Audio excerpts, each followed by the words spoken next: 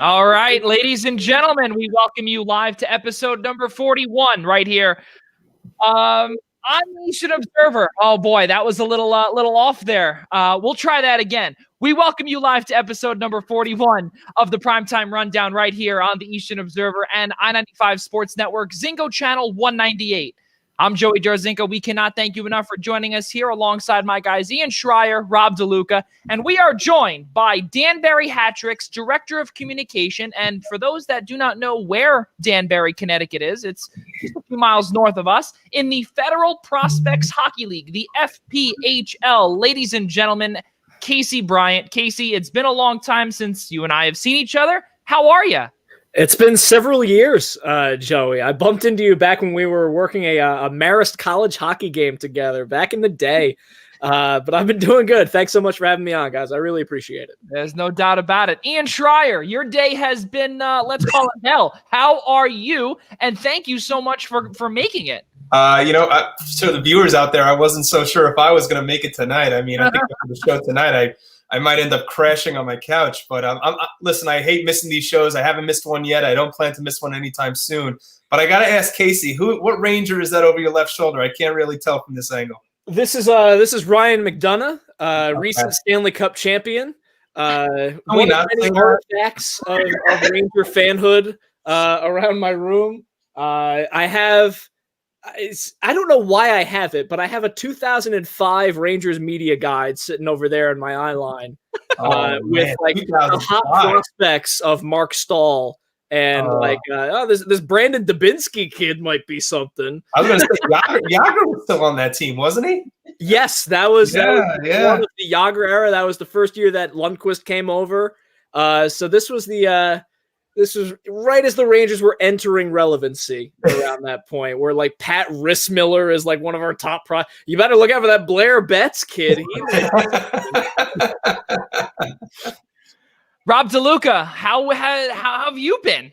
Hanging in there day by day. A lot of work from home. Stayed home again today, but game day tomorrow. College football doesn't rest even in these times. Even though like 10 games got canceled this weekend, but ours on ABC. Never go anywhere. Yeah, that's really, really crazy stuff. But for those that are just joining us, we cannot thank you enough for tuning in to the Primetime Rundown.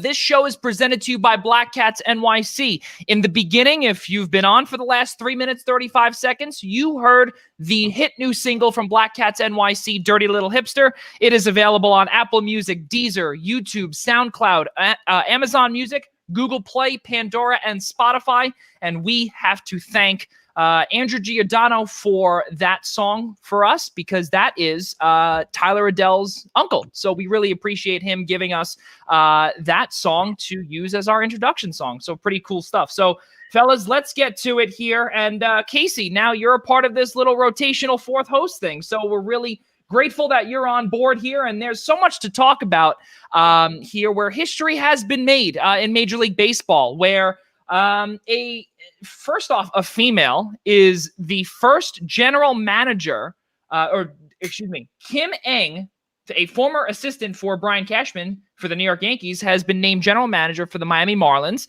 And she is the first general manager in all 4 professional sports here in this country. And she's also the first Asian American as well to hold that title and also to be that high up in the rankings of a professional sports franchise in this country. Really good stuff. And not only really good stuff, but it just shows how times are changing, Ian Schraier. Well, I think in regards to how we see the world today is right now it's all about making sure that we are a country built on diversity and inclusion. And not only is she now the first Asian American to be named a general manager in the major leagues, she's also the first female general manager of any sports league in North America. Think about how long it took for that to happen. And Kim Ng's name had been even rumored about maybe even being the Mets general manager when they hired Brodie Van Wagenen. So her name has been in the loop for a while. A very successful GM. Has a couple of World Series rings, too, in her times with the Yankees and the Dodgers. She spent the last 9 years serving in quite a role as MLB's Senior Vice President of Baseball Operations.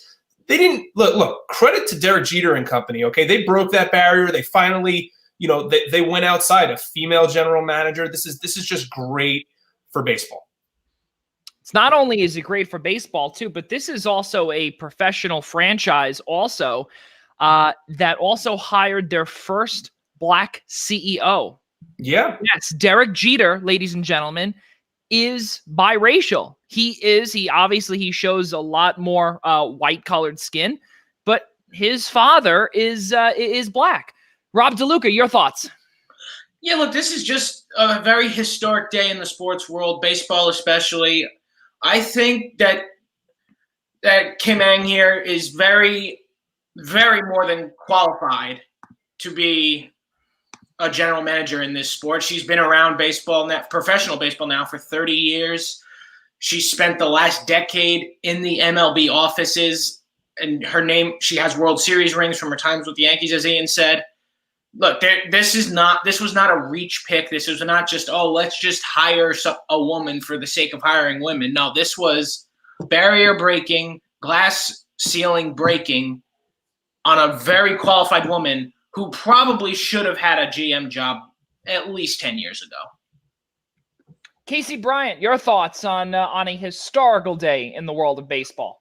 I think Rob hit the nail on the head when he said that this wasn't just another diversity hire. This is someone who's been around the baseball landscape for decades now. Let's start with the fact she started off as an intern and rose up through the ranks to be a general manager now. Should give hope to anyone working and getting coffee for their bosses and stacking reams of paper in the back annals of your office. If you're an intern at a sports franchise, that if you apply yourself, you'll be able to rise through the ranks and eventually become a professional. So by that logic, I'll be entitled to own the Knicks in a couple of years, obviously. But it's obviously a tremendous accomplishment for Kim Ng and for the sports world. And she's been highly sought after for some time, and the Marlins have been a laughingstock for many years. It's always been the butt of the joke that they win and blow everything up, and they sell off everyone. They traded away Ozuna, Yelich, and Stanton all in rapid succession, but they did sneak into that expanded playoff picture this year.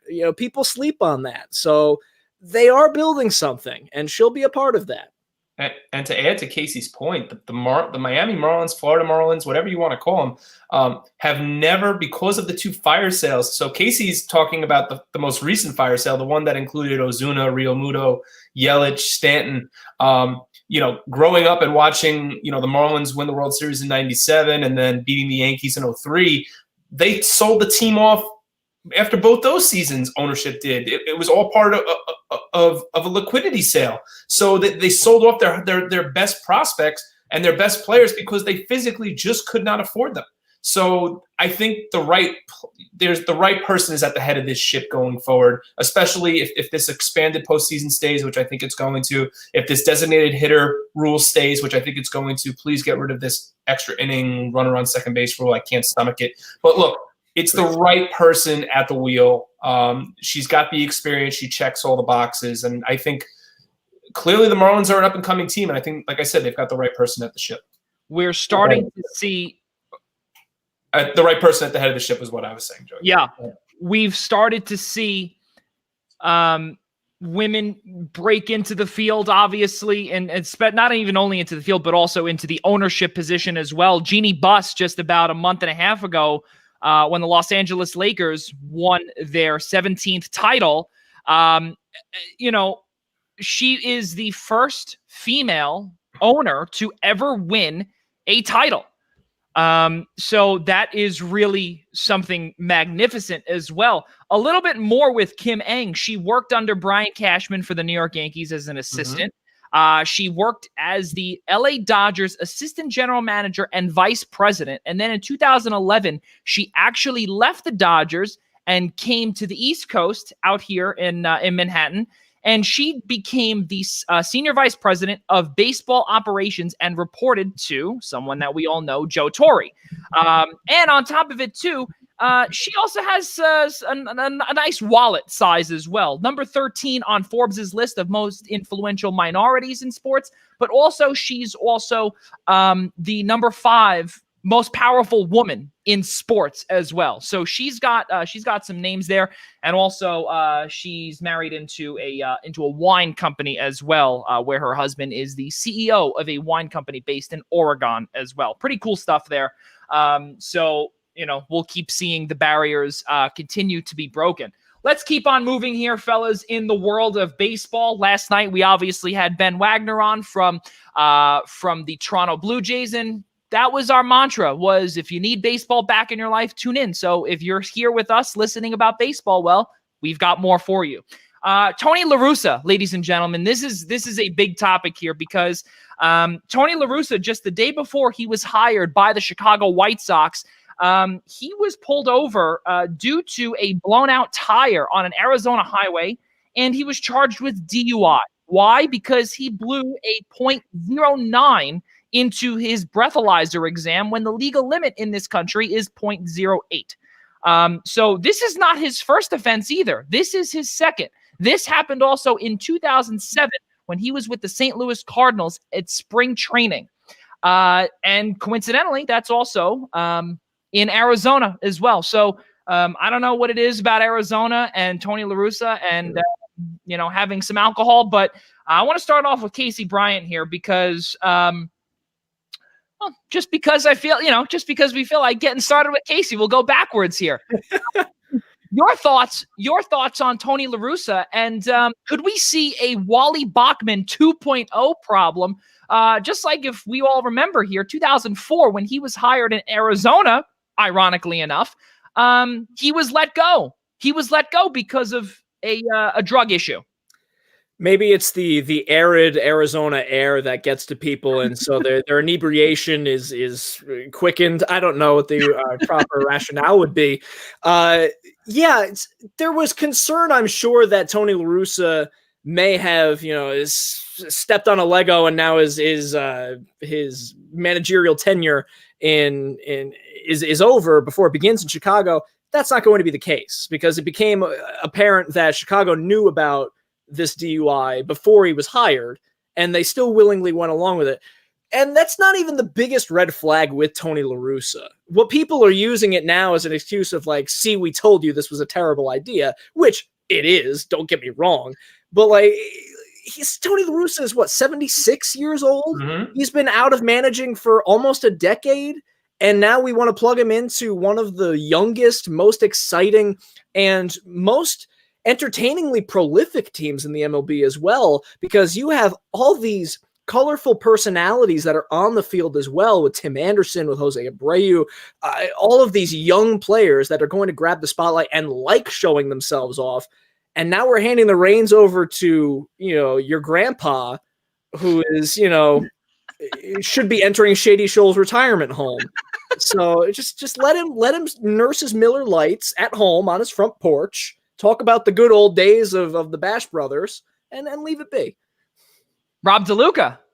Yeah, I mean, look, Tony La Russa has not been a manager for almost a decade, as Casey said. I mean, I think I get it on why they did it, because look, they see themselves as a team that can do great things immediately, and they wanted a manager that knew how to win. And obviously, Tony La Russa knows almost nothing besides winning.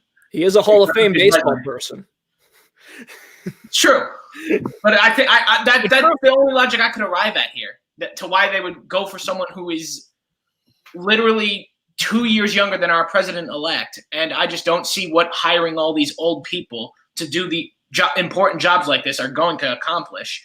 But nonetheless, I think that it's clear Chicago does not care. As they had knowledge, they don't care. They like, you know what? Screw it. We want the World Series title. We think Tony's the man to bring it. I don't necessarily agree with that, but that's how they feel. Just before we get to Ian on this is something that was made public numerous times by owner, chairman, CEO Jerry Reinsdorf. He publicly said, quote, he made a mistake ending his first tenure. And we remember that his first tenure was from 1979 to 1986. So will he make that mistake again? It seems likely not, because yesterday in a conference call with ESPN, Jerry Reinsdorf said, quote, they are going to let it play out. Ian Schraier, your thoughts as we continue with Tony La Russa. Yeah, and on top of that, Joey, the quote that ESPN said that the White Sox said in a statement, "We understand the seriousness of these charges." Okay, you understand the seriousness of a guy who clearly has a substance abuse problem. I understand, and I thought Casey really said it perfectly. I think that he's got a substance abuse issue. He's 10 years out of serving as a manager of a Major League Baseball franchise. I understand in Jerry Reinsdorf's case, you feel bad about what might have happened 30 years ago, almost 40 years ago. Mm-hmm. You had a manager that was already there the last 4 years and was coming up with that franchise in Rick Renteria. So, Casey mentioned players like, Tim Anderson. You also have Yoan Moncada and Eloy Jimenez and obviously Jose Abreu, the AL MVP, if they end up re-signing James McCann. And on top of that, they also signed I'm blanking out on his name from the free agent market that they signed. Yasmani Grandal last year. Yeah, Yasmani Grandal. So they have just been I don't understand why you would take a manager out of that spot, a manager who inherited a team and in his first season had 100 or more losses. You turn them in 4 years into a playoff franchise. Why in the world now are you going to just kind of push him to the curb because you feel bad about the way things ended with Tony La Russa? He's 76 years old. You already have a manager there you trust. You have a team there that you built together with Renteria at the helm. Why are you going to change things? It just seems to me now that the White Sox are going backwards. I understand. Like, are you picking championships over responsibility at this point? Because that's the way it feels a little bit.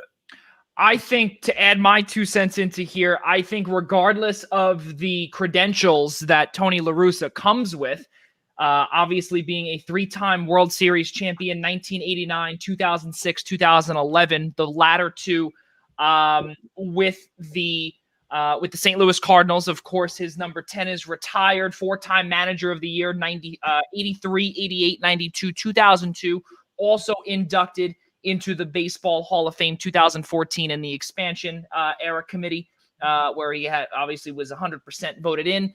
I do believe that that's what it is, and I think that with such a young team, it looks very bad when you bring in someone who, as Ian alluded to, has a substance abuse problem. Is that, well, if he has a problem, well, maybe if I were to do something, or even across all of Major League Baseball, if you have an older manager or someone else that has an issue, well, we can get away with it. Jerry Reinsdorf is allowing it. How do you know that someone else might not allow it? It all depends on who or what the credentials is all about with each respective manager. Let's not forget too, Ian and Casey, your Mets, they were interviewing him last year. That was something else. They interviewed him as well. It didn't look like it went far. And we honestly had no idea about that until I think just a couple of days ago when we saw that. And like I said, it was just one phone call and hang up the phone and done. See you never. So really, really odd stuff with Tony La Russa. And even the direction that Jerry Reinsdorf is going down, it doesn't make a lot of sense to me, and clearly to my fellow co-hosts on here, it doesn't make a lot of sense to them either. Let's get into the New York Mets now. This is something a little bit up Ian and Casey's alley here.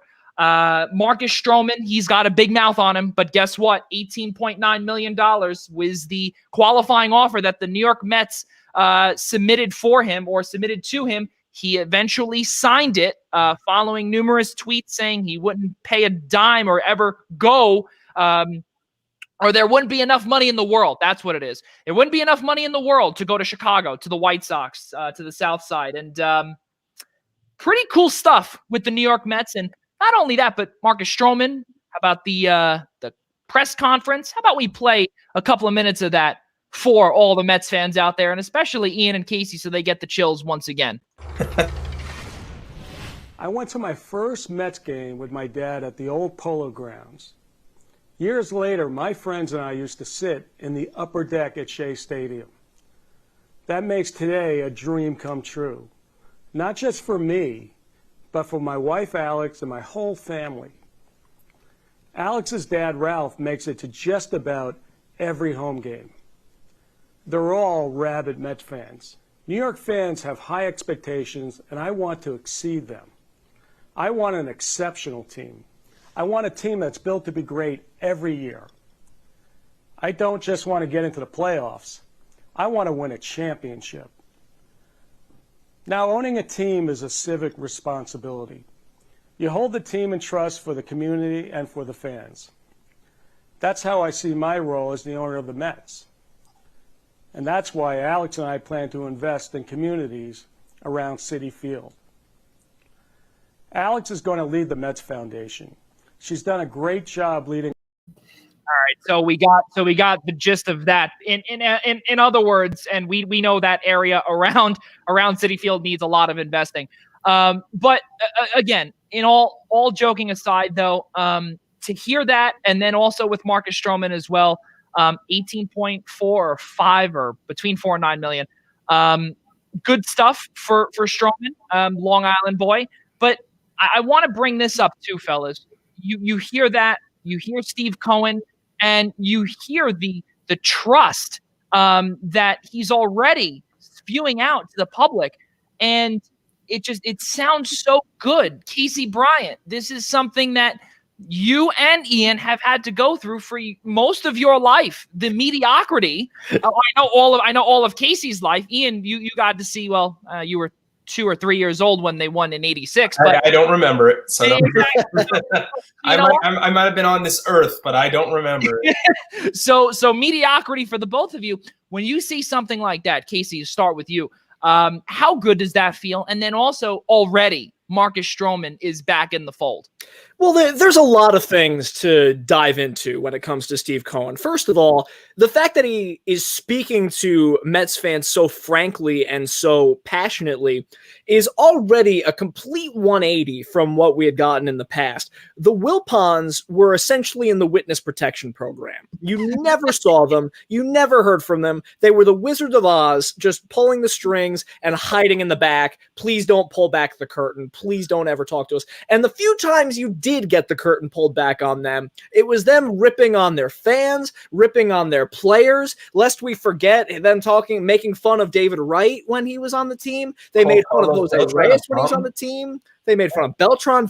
They were so clueless and so removed from reality that if you read between the lines, there are a couple of moments in Cohen's press conference where you could tell he was twisting the knife a little bit in the Wilpons without saying it explicitly. It was very crafty. You know, when he's thanking previous ownership, thanks Fred, did not thank Jeff Wilpon. When he says, I want to be good every year, and he specifically said later, I don't want to be good 1 year and bad 3 years. That has been the entire Mets' existence because they have made the playoffs in consecutive years, I believe twice, 99 and 2000 and 2015 and 2016. That's it. The 86 team missed the playoffs in 87. In 2000, after we made the World Series, never heard from again until 2006. Awful. They could not surround Mike Piazza with talent. They refused to surround David Wright with talent. And now you have this owner who not only has more money than God to throw around, and he will throw it around. You have someone who actually cares about the fans, someone who we wouldn't have to wait for a Seaver statue. We won't have to wait another 30 years for us to retire another number of a player. You know, this is someone who gets it. So immediately making an impact on the players like that and having ownership you can trust. Syndergaard has said he's on board. He posted gifs of him running through a wall. Stroman has signed on. He's on board. All of a sudden you have this culture shift, which is something that was so needed. Ian Schraier, you as a Mets fan, because just by watching, and obviously the press conference was a lot longer than just 2 minutes, but this was just the summarized version, if you will. I don't know. That kind of gives me the chills, and I'm not a Mets fan at all. And I'm looking at this saying, okay, now this could be a problem during hot stove season, and that's right now. Ian Schraier, does that press conference does that make you feel like, okay, we are in the hunt for these big names for the first time? I'll use Casey's word, in existence. It certainly feels that way. Look, Bernie Madoff happened, I think, what was it, 2010, somewhere in that round, 2009. And then after that, you never saw the Mets really go after another big free agent. They weren't afraid to spend on a guy like Carlos Beltran back in 2005. You know, he had the big postseason in 2004 with the Astros, and the Mets signed him, to a 7-year, $91 million deal. How weird is it, or how different, I should say, is it, the fact that Stroman tweets that he's returning to the Mets, and let's call it what it is. The press conference is the reason that Stroman took that qualifying offer. What must be going through a player's mind, or even like an agent like Scott Boras, who would always say, we're going to go shopping at Fred's, we're going to go shopping on the discount racks, to hear an owner say, we're going to be great, to hear Mike Francesa, of all people, tweet out and say something, and now we know how wrong he is all the time, but to say, this man is going to make the Mets perennial powerhouses. Anything less than that, and I'd be surprised. This man literally tweeted at Marcus Stroman when Stroman said he was coming back, basically said, I am thrilled to write you a check for $18.9 million. Do you know what kind of player the Mets would have had to sign to say, I will give you 1 year at $18.9 million? It's never happened. What makes this ownership so different isn't because the guy is worth $14 billion. Partially it is, but he has said, the Mets are not a moneymaker to me. He has his hedge fund. He's like, I'm going to make millions, billions of dollars that way. I'm going to take that money. I'm going to invest it in my favorite team that I had as a child, and it still is my favorite team today. He had a minority stake in the Mets for 8 years? Yeah. You have to be getting giddy over it as if you're a Mets fan.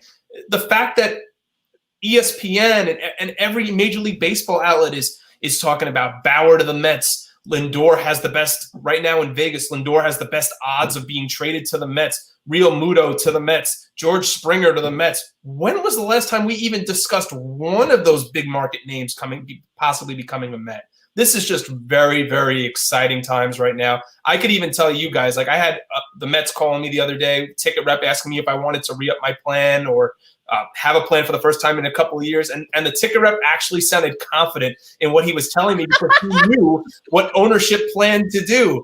You know, he was telling me, he's like, Ian, do you know what I had to do the last 2 years? I had to try to sell Wilson Ramos. Those were his words, not mine. So imagine what it was like with the Wilpons for 20 years and what it is now. Well, if I could build off that also, too, because you touched on the Beltran contract for $91 million. In the grand scheme of things, $91 million is not that expensive. No, but I think at that point it was still a pretty big deal. I think the most expensive contract, other than DeGrom and Johan Santana, got the most expensive contracts in our history, I believe, at about $150 million, which, again, is a lot of money, but also not a lot of money.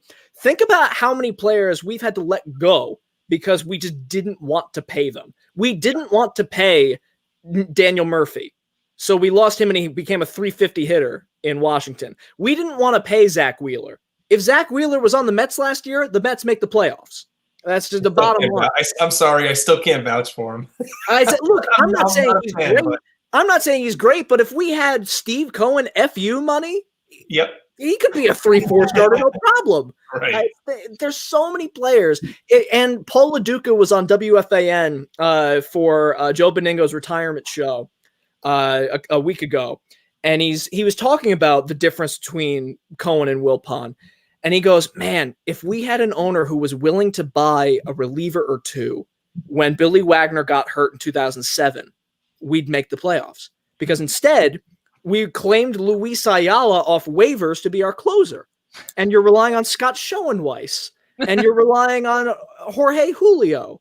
And you're relying on this just never-ending parade of clowns coming through the bullpen. Aaron Heilman, Jorge Sosa, Nelson Figueroa. You're just throwing at Pat Mish. It's just Joey, I think he's wow. Listen to the names Casey's throwing out right now. I'm really impressed. I think he's making some of these up. No, he's really not. That's Tommy Malone was our lefty starter not a couple of years ago. And he was the opening day starter for the Orioles this year, which, by the way, is hilarious. But,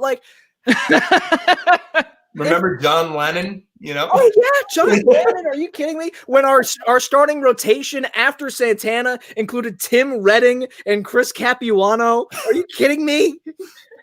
Joey, I think the Wilpons really grinds these two gears. I mean, you know what? And it's very funny because now that Casey Bryan is here, we can now introduce him to our normal segment, which is what really grinds our gears. And clearly we know what grinds Casey's gears because that was a spiel right there. And I know we haven't gotten to DeLuca yet, so I can't wait to hear what DeLuca has to say. But let me ask you this. When Cohen had his press conference and said, I am in this to have fun, and I am going to let the baseball guys direct the way baseball is going to go, did it not, and granted, we all weren't alive when he took over, but doesn't it have, in some slight way, because of the money and the way he wants this team to be run, doesn't it have a little bit of a Steinbrenner feel? Like when George Steinbrenner bought the Yankees, he says, I'm not going to be involved. I'm going to let the front office handle their business. I'm going to make money on my oil business, and I don't need to worry. I'm just going to invest my money. I'm going to make the Yankees great. And then what happened? George Steinbrenner was involved in every decision day to day that was involved with the Yankees. Do I think Steve Cohen's going to become the same type of owner? I don't know. I think he says I'm in this to have fun, but just like any other investor, he wants to make sure there's a dividend on that investment. There's probably some semblance of ego in there too. Yeah, I'm sure that you don't make $12 billion in your life and not have an ego. So he probably does want to be included a little bit. But it is nice to hear in a city that did have to deal with Jeff Wilpon and currently deals with Jim Dolan, constantly inserting themselves into this scenario. It is nice to hear him say it. At least. Yeah, absolutely. And on top of it too, fellas, I'm sure Dallas Cowboys fans are thinking the same exact thing when they're saying, for the love of God, can Jerry Jones not have anything to do with any football operations, etc.? Rob Joey, he has his own radio show in Dallas. His own radio show. He owns tons of oil. He owns insane amounts of oil. He has a radio show. And he also does day-to-day operations. But listen, when you're the one signing checks, sometimes I understand. I mean, you want to make sure that, as both you and Casey said, that your investments do pay off. Rob DeLuca, the New York Mets kind of scare me as a Yankees fan. Again, this is a perfect segue we'll get to in a second. But, you look at the free agent class. And as Ian said earlier, these big free agent names, not the biggest one on the market because they're actually someone in the AL East. We'll get to that in a moment. But free agents 2, 3, and 4 in terms of the hot stove are all linked to the Mets. How scared are you as a Yankees fan? Terrified. I mean, look, I welcomed the Mets, the competition that the Mets are finally going to bring to the Yankees after all these years.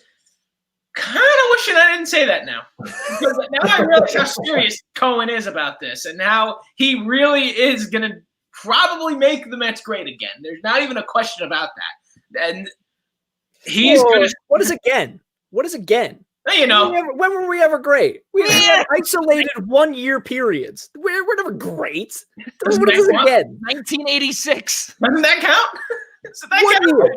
I do want to jump back to Casey's point real quick, though, about how he said in 2001 how the Mets just became non-existent. A big reason why in 2000 the Mets were in the playoff picture after 9/11. Like everybody remembers the home run he hits, and Andrew Jones going back, it's gone, and Howie Rose's infamous call.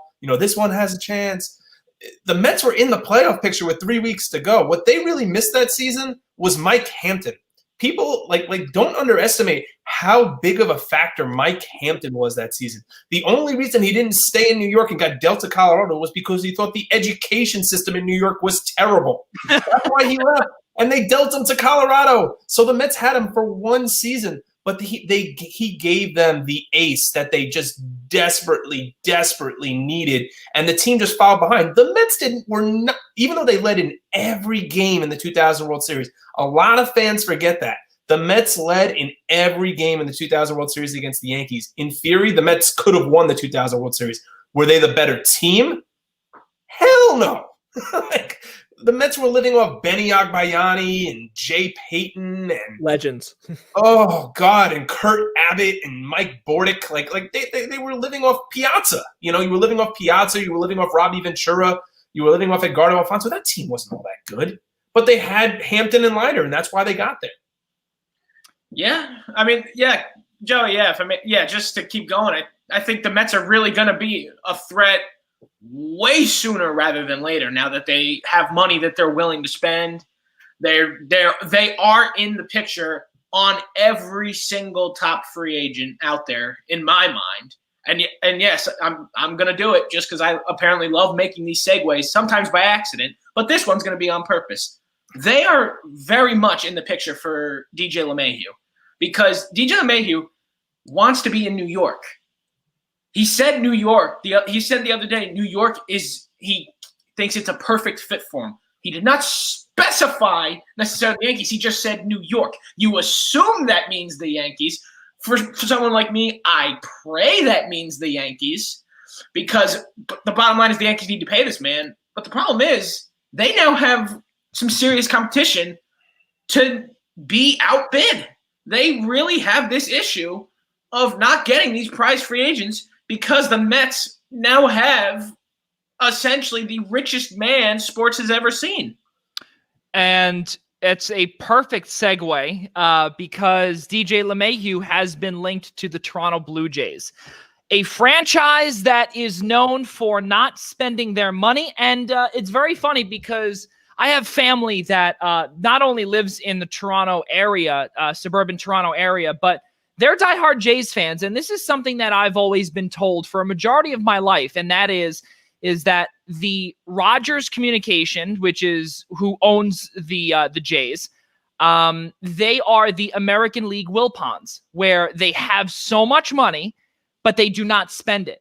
And they trade for guys, they drain their farm system, and they never want to give out these big free agent contracts. Well, I don't know what's gone on. Maybe they don't want to hear that term anymore, but we've heard that not only from my family, but also throughout Toronto too. I've heard that on talk radio while I've been up there. And, DJ LeMahieu could potentially fill in a hole at third base or possibly first base. Who knows? There's a lot of talk that there's could be a 4-year deal in place or rumored to be put in place by the Jays. Guys, I want to start with Rob DeLuca here again because you talk about the competition here in New York, but guess what? Not only the competition in New York, but clearly north of the border, there's some talk with LeMahieu going there to play third base. Vlad Guerrero is good to go at first base or even designated hitter. And there's also talk where Vlad may want to go back to third base. So is there really a fit there? And is Toronto a good landing spot for DJ? A good landing spot for DJ, I don't know about that because I think DJ LeMahieu deserves to be on a team that's an immediate contender because just with how hard he works, his work ethic is there 150% every single day. He has a 345 average since becoming a New York Yankee, which is unheard of. The fact that he was only received one first place vote for MVP kind of baffled me, but nonetheless, I digress from that. Jose Abreu definitely deserved it. But I really just need to say this, and that is directly to Brian Cashman, who I am sure is listening to this. Shut up and hand the man a check and let him put whatever number he wants on there and give it to him. This is not the time to start penny pinching when you have a team that is supposedly right there, inches away from glory. You can't start getting nitpicky with your money. You better pay your best player by a country mile the money he deserves to continue being your second baseman. Because this team's performance, not only on offense, but even in the field, it's going to go down significantly without someone like LeMahieu. So, look, anyone that's willing to pay LeMahieu is an automatic threat because it seems right now that the Yankees are not exactly close. to getting him back right now. So I am very terrified. If the Blue Jays actually do pony up the dough, why wouldn't he go there? He gets whatever he will deserve, whatever amount of money he is given, and there is no question about that. Let's not forget also, Rogers Communications is worth $4 billion Canadian, which is roughly about 2.5 billion in American dollars. So, they've got the money to pony up. Ian first, and then Casey Bryant. Ian, I want to start with you here because I want to, again, throw in my 2 cents before you guys take it over. If LeMahieu were to go someplace, what does this mean for the Yankees? Well, guess what? I wouldn't be surprised if there is a reunion with a Didi Gregorius. Why not? Why would you trade for Francisco Lindor and have to give up the farm when not only what you just said, where the odds in Vegas have Lindor going to the Mets, but right now we don't know what the culture is like in the Bronx, where right now, again, everything is unknown in Queens also. What are your thoughts on the possibilities of replacing LeMahieu either second base, maybe at shortstop? What happens? Is there a juggle in the infield?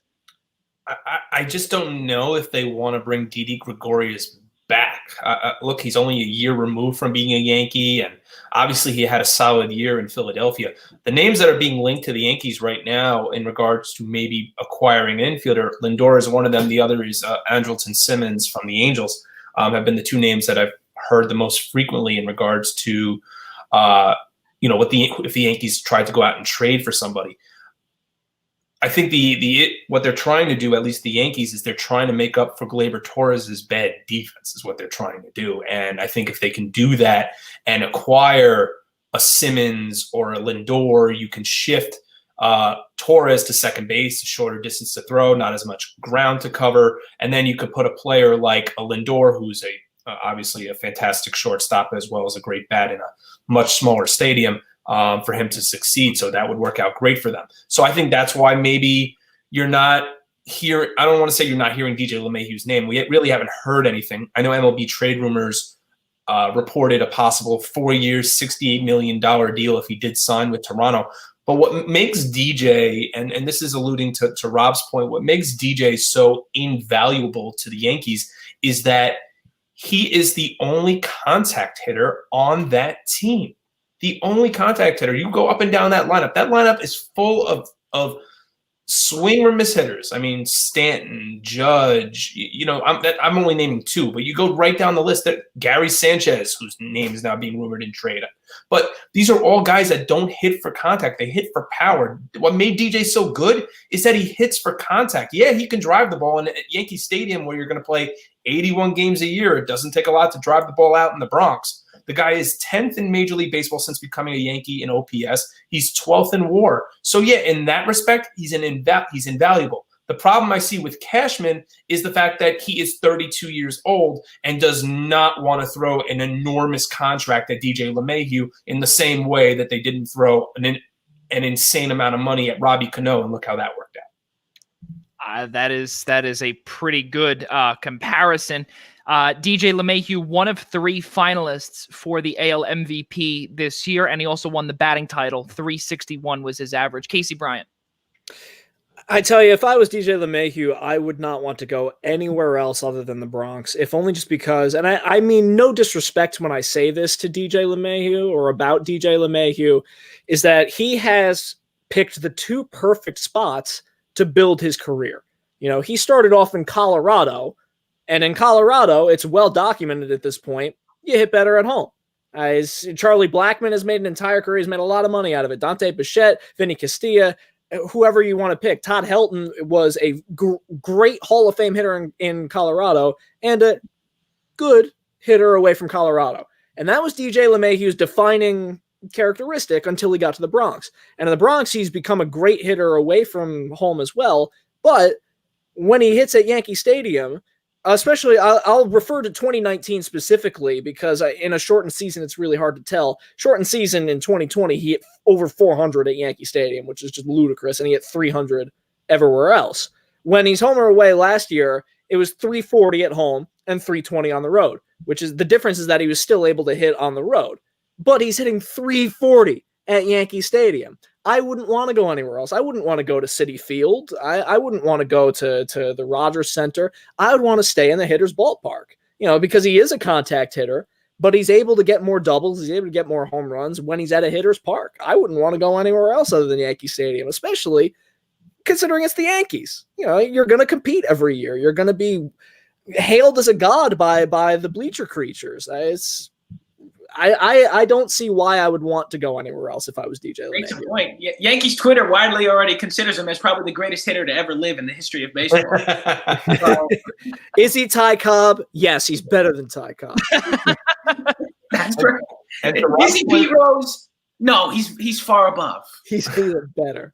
And to Rob's point, I don't see, even though this conversation has been so one-sided in regards to the fact that Steve Cohen is going to spend all this money and acquire every free agent on the market. DJ LeMahieu is probably the one name right now I don't see the Mets going after, simply because somebody in some way has to get moved around. Right now, the second baseman, even though he doesn't play second base, is Jeff McNeil. Unless McNeil or they find a way to dump Cano's contract, I just don't see where they're going to move DJ LeMahieu around. Or are they going to bring in another first baseman? DJ LeMahieu is going to become a platoon for Alonso. They have Dom Smith. And secondly, DJ LeMahieu is an everyday player. So right now, based on how things are turning out, there's just too many other needs elsewhere for the Mets. And on top of that, if they even go trade for Lindor, then if the pieces are getting traded away, then maybe. But I don't see them giving up on McNeil at this point. Let's keep it moving forward here, because we're going to be talking about Mets baseball anyway with our Mets insider, Michael Barron, joining us at 8 p.m. anyway. Former SNY.TV and MLB.com contributor will be joining us here from 8 o'clock to 8:30. So please stick around for that. It's going to be tons of fun while we continue our guest series. It's going to be tons of fun to have on a baseball writer. And again, as we kept saying, and this is the same mantra, keep baseball in your life while it's the winter and it's getting cold. The World Series, it feels like it just ended a couple of days ago, but really we're two and a half weeks out. Really, really crazy stuff. So let's now move to the gridiron and football. Last night, fellas, the Colts and the Titans. Listen, something that Rob DeLuca had said is that the Titans are fake news. The Titans should be sold. The Titans are just not good. So I want to start off with DeLuca here. I don't know. What do you think about the Titans? Well, I mean, look, this is back to back now. This is back to back losses against games they probably should have won, and they did not. You can't lose. First of all, losing to the Bengals is an embarrassment enough, but you're only 6-2 at that point. But now you're starting to slip. Now you're losing 2 in a row. Schedule doesn't get any easier. You gotta try to figure out a way to get back to where you were just 2 weeks ago at 6-1, and it seemed like you were going to be an unstoppable force through the playoffs here. But it seems to me like Ryan Tannehill is being exposed for what he's supposed to do, but can't do, and that's be a quarterback that can throw the ball.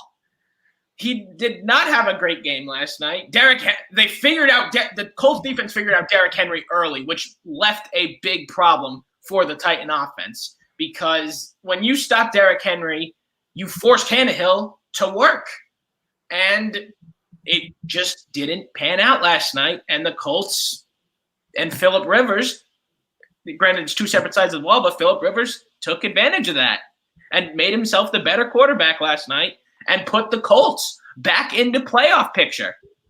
Ryan Tannehill, 15 for 27, 147 yards in the air, 1 touchdown, and an 83.4 passer rating, compared to Phillip Rivers, 29 for 39, 308 passing yards, a touchdown, and a 105.5 passer rating. Ian Schraier, your thoughts. But first, we have a little comment here about Ian Schraier. Oh, all right. Thank you, Danny. All right. He says, Ian, good stuff there. Thank you. Ian, so now your thoughts on the Titans. Are they an absolute abomination? No, not yet. I think the stats are very misleading from last night when you were talking about Tannehill and Phillip Rivers' numbers. Number one, the first drive of the game, Tennessee drove down the field because of Ryan Tannehill and went up 7-0 early. They were up 7-3 on their second drive. This didn't change the game, but this could have really played a huge factor going forward. He drops a perfect ball to A.J. Brown that he flat out drops. It is 6 if he catches the ball. I mean, he's well covered. I mean, Ryan Tannehill puts that ball in the perfect place where the cornerback can't get there, and A.J. Brown flat out drops it. There is no one in front of him if he makes that catch. It's 14-3, not 10-3. I thought at certain points last night that the Titans were ready to surge again. They defensively, it seems like they are finally starting to put the pieces of the puzzle back together. They had 3 huge red zone stops, twice on 4th and 1. One of them was 4th and 1 from the 1. I should say 4th and goal from the 1. What changed the outset of that? What changed the result of that game was the god-awful special teams of the Tennessee Titans. They ran out a rookie punter. He shanked a 17-yard punt. The Colts come down, score a touchdown. Next drive for Tennessee. The punt is blocked and picked up in the end zone for a touchdown. Colts go ahead. They couldn't survive after that. The special team, Rob's boy, Steven Gostkowski, misses a 44-yard field goal to the right. What happens? The Colts turn it into 6. As a result, the Colts scored 21 unanswered points. I am not high on the Colts still. I don't care what anybody tells me. The Titans are definitely starting to turn the page, but the special teams is what let them down last night. It wasn't Ryan Tannehill. It wasn't Derrick Henry. It was the special teams because the defense was doing their job. But what can you expect if you have a punt that travels 17 yards from your own 10 or a punt that gets blocked and gets recovered in the end zone for a touchdown? Nothing you can do about it. It's 34-17 was the final score last night. Casey Bryant, would you like to contribute to this topic here? Well, firstly, I'm forgiving towards Ryan Tannehill, if only just because he is the quarterback for Saquon Solo, my fantasy team. He is going to lead us to glory. I'm more forgiving towards Ryan Tannehill's struggles because in the past, Tannehill efficiency has been the name of the game for Ryan Tannehill. You know, last year he leads the NFL in yards gained per pass attempt, and this is once upon a time a 4,000 passing yard quarterback. Even this year, when his numbers haven't been fantastic, blowing you away, he still is one of the leaders in the NFL in fourth quarter comebacks, in game-winning drives. You know, he's still a quarterback that you can rely on because he makes the most of the passing attempts that he does make. He doesn't throw in volume so much as he does just trying to complete the smarter passes, which is why when you see a passing line where it only has him at 150, 140 passing yards, as he's been limited to a couple of times this season, you start to scratch your head and you're like, what is happening here? So part of it is the protection, and part of it is why you lose doubling up your score when your quarterback really shouldn't. He didn't have a great game, but he still is fine. Special teams is what killed them. Ian is absolutely right in that particular regard. So I'm not necessarily hitting the panic button on the Tennessee Titans yet. However, they do need to turn the page and fix things defensively and on the special teams end of things, because their points allowed per game this year, it isn't up to snuff. You brought up, Ian, just a few moments ago, Steven Gostkowski. His missed field goal in the fourth quarter, here's a little bit of insight here, was his 8th in 9 games this season. 9 missed field goals in previous 3 seasons combined. And isn't it incredible how he has single-handedly, in a lot of ways, been responsible for their hot start? So the fact that he's missed as many field goals as he has, but still somehow when you need him in the fourth quarter with under 2 minutes to go, the guy could probably drill it from 60. Just the way it works. It's like Adam Vinatieri. Somehow his leg still works. Really, really crazy stuff. So now let's do a run-through of a buy or sell here, ladies and gentlemen. So while we have Casey Bryant on, let's make it a nice little family buy or sell here. And let's start it off here. So we'll start off with Ian first. The Indianapolis Colts, buy or sell on them? What do we got? Selling. 100% selling. Look, to their credit, they are number 7 out of 32 teams in the NFL in point differential. They have the number 1 defense, at least statistically, in the league. I think we saw a lot of good signs from them again last night, and understandably why they have the number 1 defense in the league. According to their adjusted win expectation, based on their performance on the field, they're supposed to be like a 10.5, 11-win team. As long as Phillip Rivers is the quarterback of a franchise, it doesn't matter what franchise it is. This man cannot win a game when it counts. You give this guy the ball with 2 minutes left in the fourth quarter, unless he has LaDainian Tomlinson in his backfield, it does not matter. The guy does not win the big one. And it helps Indianapolis right now that they are playing in the most overrated division in the AFC. I mean, you look at the division. I mean, the Texans are terrible because their defense is just so bad. You feel bad for Deshaun. Jacksonville's Jacksonville. But look at the 2 top teams right now in the AFC South. The Colts are getting by on their defense. The Titans are a sieve of a defense. People were putting even myself was putting the Titans as a Super Bowl contender only 2-3 weeks ago. I'm still not ready to count them possibly out as that. If they can find a way to turn things around defensively, I think they are a solid team. I just think look, the Colts are going to make the playoffs. I don't think there's any doubting that. I just don't think that they're going to be a team that gets out of the wild card round. Right now, they're a 4 seed projected to play the Ravens in the wild card round, who they just lost to 2 weeks ago, 24-10. So I think the Colts get in. They're 6-3. I think they've got a favorable schedule down the stretch, but in the playoffs, I'm not putting any stake in Rivers in that team. Very similar to Phillip Rivers' most of his tenure in San Diego, when I think the farthest they made it to was the AFC Championship game, and that was it. Casey Bryant, buy or sell on the Indianapolis Colts? I mean, in the sense of making the playoffs, absolutely I'm buying in, because if only just because the strength of their schedule isn't very difficult, as Ian touched on. You still have 2 games left against the Houston Texans. You still get to play the Jacksonville Jaguars. They still have an opportunity to make some noise. They'll be playing the Tennessee Titans.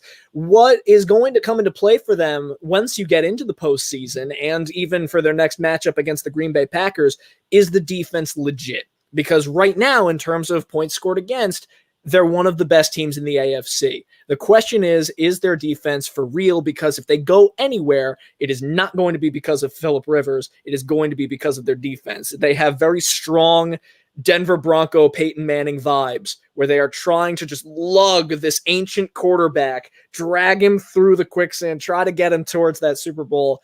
Do I believe that they're winning the Super Bowl this year? No. But in terms of the context of the question is, as I interpret it, is will they be making the playoffs? And yeah, I'd put money down on that. Rob DeLuca, your thoughts, buy or sell? Yeah, they both kind of touched on my points. Yeah, I think the Colts will make the playoffs, but in terms of how solid they are overall, I'm selling.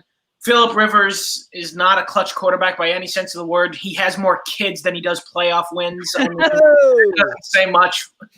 So, but no, yeah, Ian pretty much stole my thunder when he went off on Rivers, because that's just it. As long as Phillip Rivers is the quarterback of a franchise, it's not going anywhere in the playoffs. He's a solid regular season quarterback, but that's it.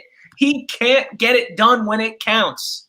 Fellas, real quickly, we have 1 minute to go before we introduce our Mets insider and our next guest, Michael Barron. Buy or sell on the Buffalo Bills, yes or no, or buy or sell? Only answer, guys. Ian, start with you first. I'll make it quick. I'm an iffy buy. They still have a lot of question marks defensively after the year they had last year. They are bottom half right now in the league in total defense. So they're only going to go as far as Josh Allen takes them, who right now, to his credit, is a top 5 QB in the NFL. I'm an iffy buy, but I'm a buy. Casey Bryant, buy or sell, Buffalo Bills? I'm buying. Feed me these 40 to 35 games all year long. 20 seconds to go. Rob DeLuca, buy or sell, Buffalo Bills? Yeah, I'm gonna buy in. I think the AFC East is too much of a joke, so it's gonna help. It's gonna help them. They're obviously gonna win the division, and it'll propel them to a home game. And when they're at home, when you're in your own home stadium, you have more comfort. Casey Bryant, ladies and gentlemen. Casey, we all appreciate you coming aboard tonight. And the Director of Communications for the Danbury Hat-Tricks in the Federal Prospects Hockey League, Casey Bryant, ladies and gentlemen. Casey, thank you so much for coming on tonight, buddy. Thank you, guys. I appreciate it. Take care. Well, we'll see you soon. And let's welcome in our next guest, Michael Barron. And Michael, thank you very much for coming on here. Joey Jarzynka, Ian Schraier, and hold on, we got a little little backwards there. We're somewhere around here. There we go. Okay. Ian Schraier, Rob DeLuca. I'm Joey Jarzynka. Thank you so much for coming on. My pleasure. I don't know if I can top that Philip Rivers comment. Thank you, sir. I appreciate that. My goodness. So, as a good introduction for Michael Barron, ladies and gentlemen, Mets insider, formerly with SNY.TV and MLB.com contributor. So, Michael, again, thank you so much for coming on here. Really appreciate it. We all do. And first off, just to start off with things, I'll start this off here. What has COVID been like for you as a Mets insider? Because there's so much to discuss, not only with the positives of the Mets, but really a little more closer to home and really in our industry, there's a lot of changes that are going on. No, it's a good question because I know I myself, I would say that sports was, for me anyway, the sports was a definite, distant second, in the grand scheme of things, right? I mean, I think for the first time in a long time, there was a lot of perspective brought, for everybody, including the players. I don't think that you could find, too many of those guys out there who, weren't thinking about their own health and, the health of their families and their friends, before baseball. So I would say that it's been educational, to say the least. I mean, forget the rules and forget, the technicalities around COVID. I think, to see the players, and hear the players, take it as seriously as they did this year.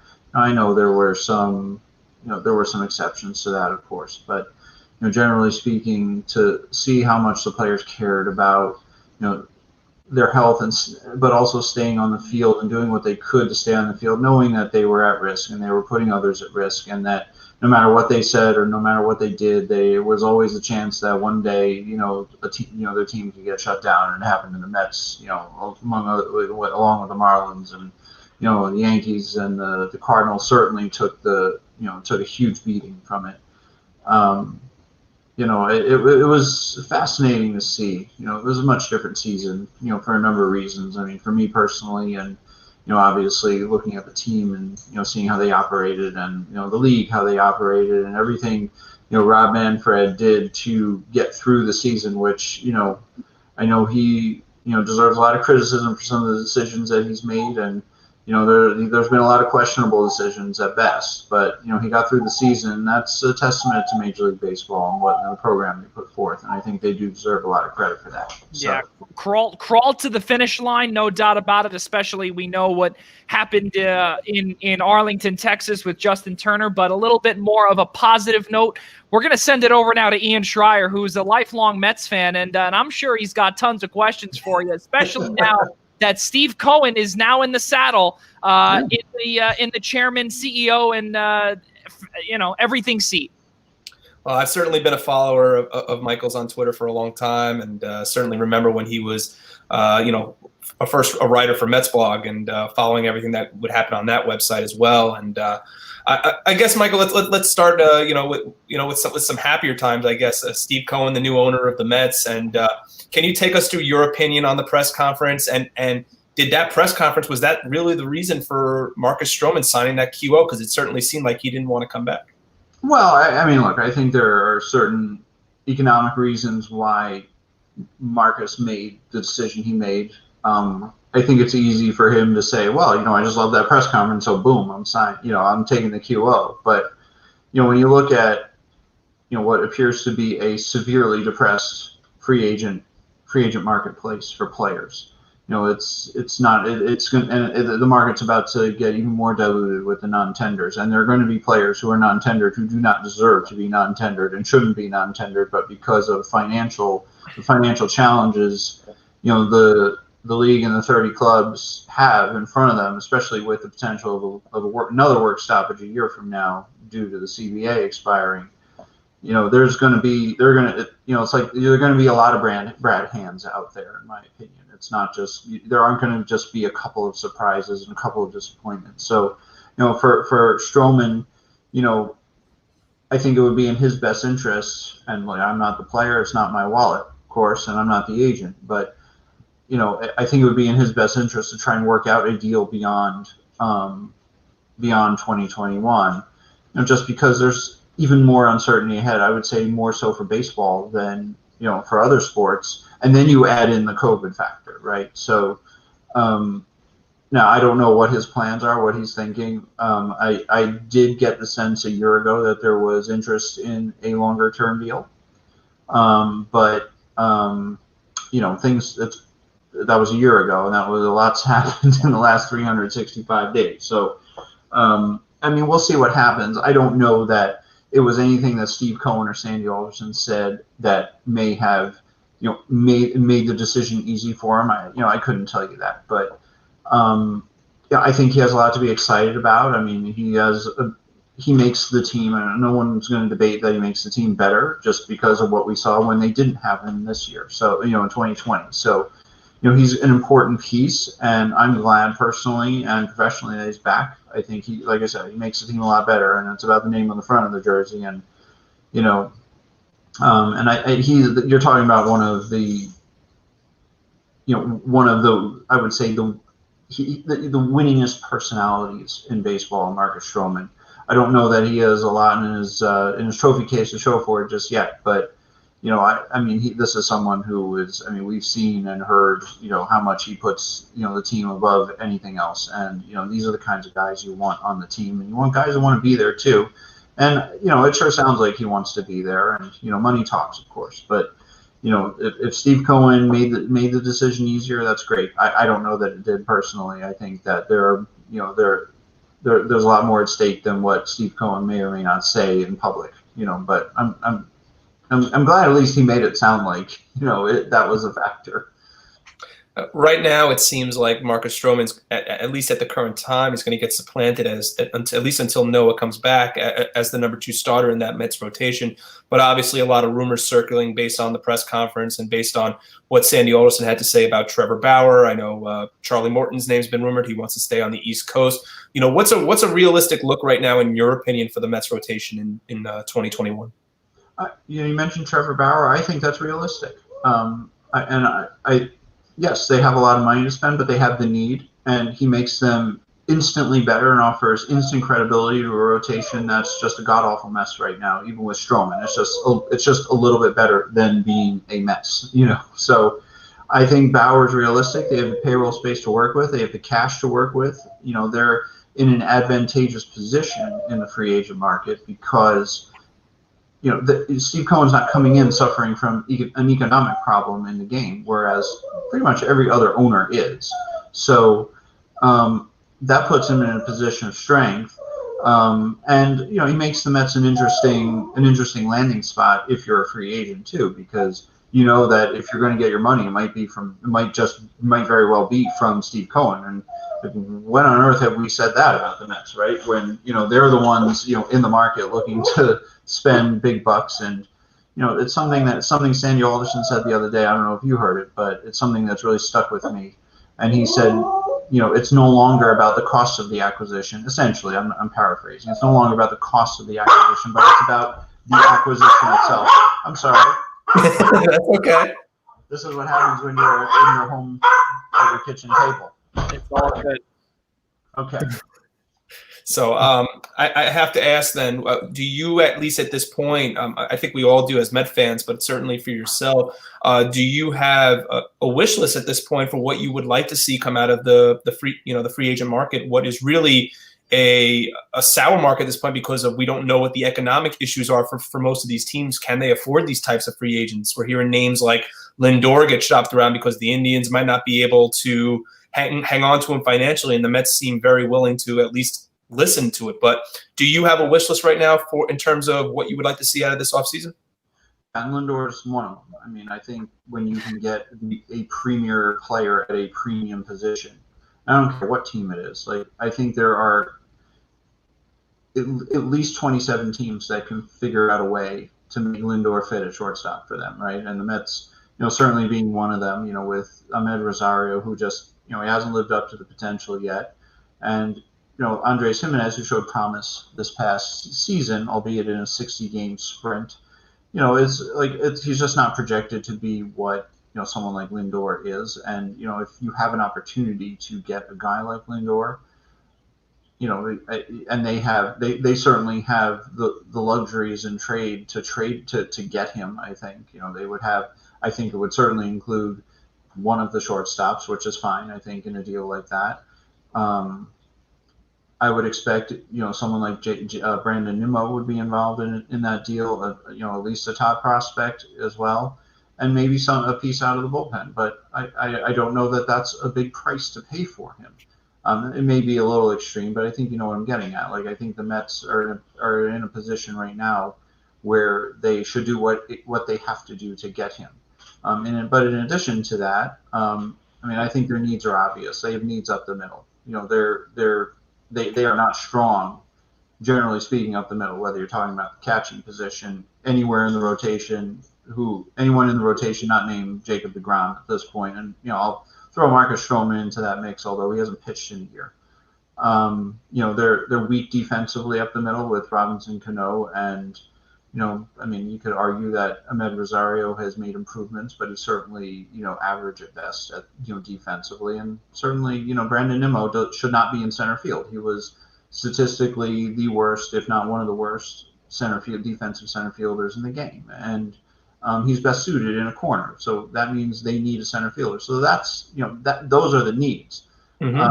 I don't know that they can fill all of them, but I certainly expect with the payroll space that they have, the money they have to spend, and all the rhetoric coming from Steve Cohen and Sandy Alderson, which, is a breath of fresh air. It's nice to hear that, they're going to they intend to put a winner on the field next year, and they are going to have a payroll commensurate to a big market. When have you heard this from the Mets before? So, it's encouraging to hear that, and it gives you confidence that they're going to fill their needs, with players who can start on any team. And that should be the goal of any major league roster, that you have players who can start on any team at all 8 positions. And I think they're going to do that. Are they going to get Real Muto? I don't know. But I do think that someone, such as Trevor Bauer, George Springer, certainly Lindor, these are realistic names all of a sudden, whereas a year ago you couldn't have even thought of one, and maybe now you can think of having all three of those people, with room to spare on the payroll for bullpen, additional rotation help, and so on and so forth, which they still need. But they're the top of their list. Has to be the rotation and strengthening their game up the middle. Now, I'm sorry, Ian. No, go ahead, Joey. Two questions that I have for you, Michael. And we spoke earlier about Marcus Stroman, and you had brought up about how he wants to be on a team, and where he did sign the qualifying offer. But here, as a Yankees fan, I look at what we've heard in the Toronto media after there was some tweets that was said directly from Marcus Stroman, where he wouldn't go to Chicago, to the White Sox, for all the money in the world, he wouldn't do it. So after that, we heard where he might have been a cancer in Toronto, or he might be a cancer even in Queens. Now, when we see stuff, like that on Twitter and it publicly out there, and then we see Steve Cohen go out on Twitter and say, I'm going to call you in a few hours, which has to be the coolest thing. Because, after all these guys are human, but because Steve Cohen has made a sweeping culture change within hours of signing signing the deal to officially become the CEO, are there any red flags with Marcus Stroman that you could possibly see where it could hit a snag in terms of the post-Wilpon era and the new culture shift, if you will? Does he fit in the Steve Cohen type Mets team? Well, first off, you mentioned Steve Cohen signing the deal. I've always tried to envision what that's like exactly. Is it like you write a check for $2.4 billion and Fred well, here are the keys to the stadium. I've always wondered what that was like. How does that work? But it's a good question. Marcus Stroman is an outspoken guy. He's a different personality. than we've grown accustomed to in professional sports. I think we've gotten used to, or we've been conditioned to just, hear the classic cliches out of players. I just want to help the team and do my part and blah, blah, blah, blah, blah. And Marcus Stroman is not that kind of person. But in a way, I think it's a little bit refreshing. Oftentimes when you have players like this, and Trevor Bauer's another one of those guys, you're going to hear things which don't sound good, which may be unpopular, and may rub some people the wrong way. But I think at the same time, just having learned about Marcus Stroman over the last year and a half or so, I mean, I could understand how a comment like that, especially in the context of Tony La Russa, I can understand how that might rub people in the industry the wrong way. It might be a turnoff, but I think ultimately, the same can be said about Bauer, especially, who, I'll never forget as long as I live when he threw that ball over the fence in center field before leaving the game. I mean, that was not cool, to say the least. But I don't think that would stop me as a general manager or an owner from signing someone like that. It's about the talent.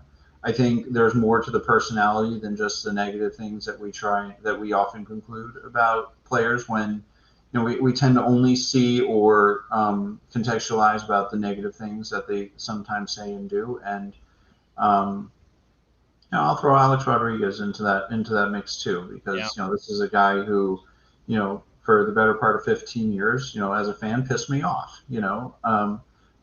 And certainly, what he pulled on MLB in 2013, 2014, when he just essentially sued the pants off the league, that was disgraceful. But he was that different personality. I mean, he's that type A. You can argue he's a narcissist in probably a little bit better way than some of the other public figures out there. But he's done a lot to clean it up. And kind of create a better image for himself. And I think Marcus Stroman in particular, I don't think he had that negative aura or that dark cloud following him, but he still has a very positive influence on people. People view him positively within the industry, despite some of the comments he's made over time. And I don't know if the same can be said, at least to that degree, about someone like Trevor Bauer. But in the end, if I need pitching, or I want those two guys on my roster.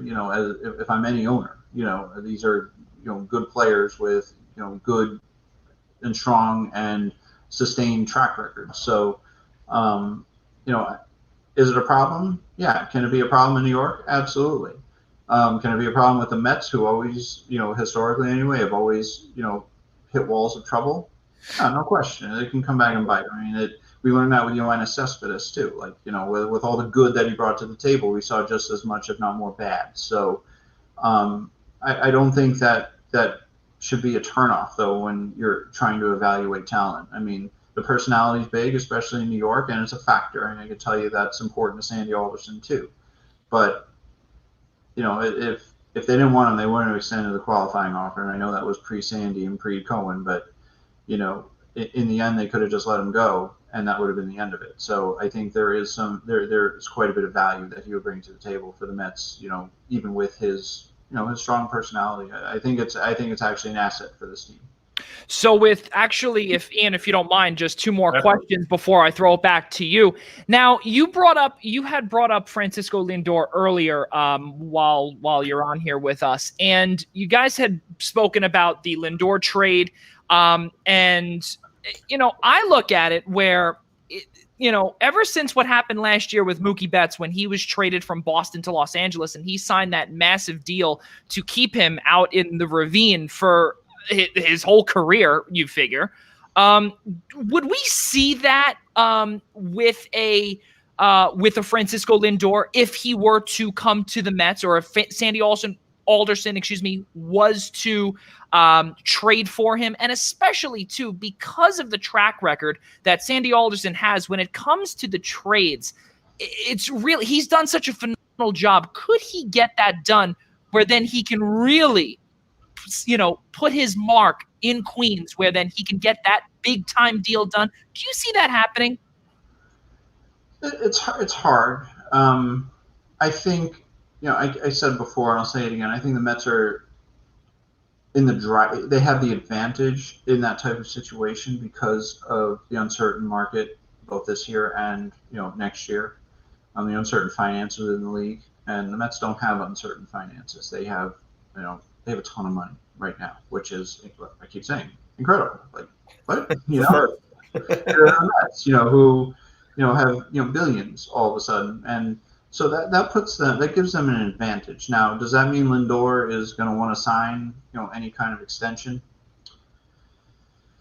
Noah Syndergaard is one of those players that come to mind who, despite the uncertainty, even last year pre-COVID, looking ahead to the issues with the collective bargaining agreement expiring, had no interest in signing an extension with the Mets. He seemed pretty, you listen to him and you read the quotes and so on and so forth. He seemed intent on testing free agency. Lindor will be, probably the best, if not one of the best free agents on the supposed market a year from now, at age 28. He can probably, he's going to get his money. Even, I think, in an uncertain market, he's going to get his money. So is he going to be interested in a long-term deal?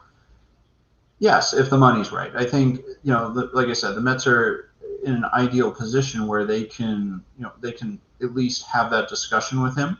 I don't know that the Mets can give up the talent that it would take to get him without at least making every last effort to sign him to a very long-term contract.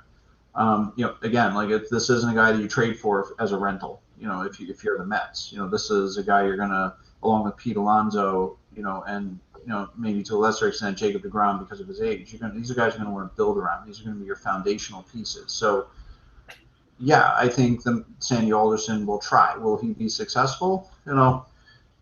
I'm not Lindor. I don't know. I mean, he hasn't really, these players are really smart about what they say and what they don't say most of the time in public. So, look, if the Mets offer him $350 million, he'd be an idiot to turn that down. That's all I can say. So I don't know that Sandy Alderson will offer him that kind of money. I mean, I can tell you just from my experience with Sandy is, he's always been risk averse when it comes to long-term contracts, but he's always cited the exception, and the exception is for a premium player under the age of 30. And to be fair to Sandy Alderson, I think at this point we can all agree that signing players who are 30 years and older to long-term contracts is a bad baseball decision. It doesn't mean they shouldn't do it at times, but it is a bad baseball decision. And Sandy got burned by David Wright. The Mets have gotten burned by Yohan Centeno, Yoenis Cespedes, and pretty much everyone they've signed to those, as he would call it, second generation contracts. So I would expect Sandy Alderson to make every last effort to sign Lindor to a contract extension before spring training if he were to procure him. That's the exception for Sandy Alderson. Does it get done? Yeah. We'll have to see. Right. So now, and you know what? And you brought that up perfectly because of the, to see if he can get that trade deal, or not only the trade deal done, but to eventually, first get the trade done, and then to, sign, seal, and deliver, get that stamp and the pen to the paper with that extension. Now, we saw with Sandy Alderson in, I guess, the first tenure or the first round of Sandy here in Queens.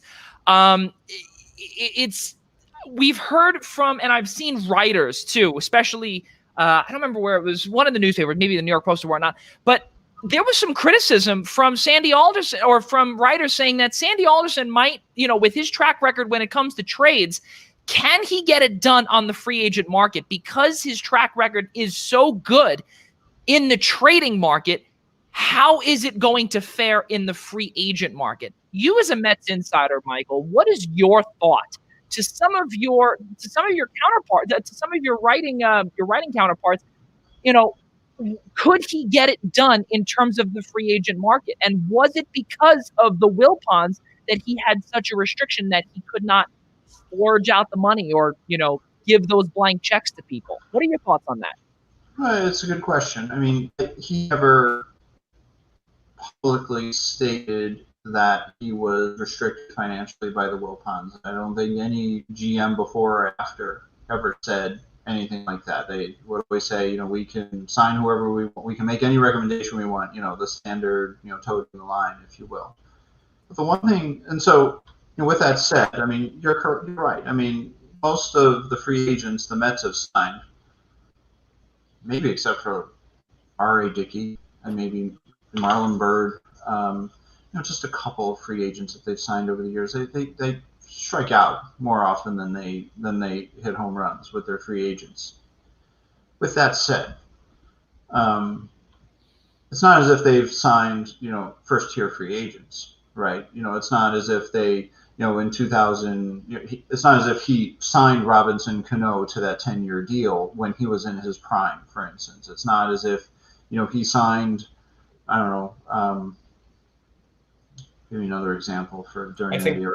I would say, Michael, I think the glaring point is the signing Jason Bay over Matt Holliday in 2011, I would think. No? Right. That's a really great example where, there were clearly restrictions, on signing a long-term deal like the one Matt Holliday got. I mean, you can cite the second generation contract issue for someone like Holliday, but I think in the end of the day, Jason Bay's salary was definitely less, and over a shorter period of time, and they got, the next best player in that situation, and got, obviously, he fell off a cliff when he came to New York, but that's another example, and as I think as good and as valuable as Curtis Granderson was to the Mets when they signed when he came on board after, I think it was for 2014, that was still a very short term, modest risk-based contract, and it just ended up working out pretty well. That was actually a good free agent signing. But so I don't know that, at least during his Mets tenure.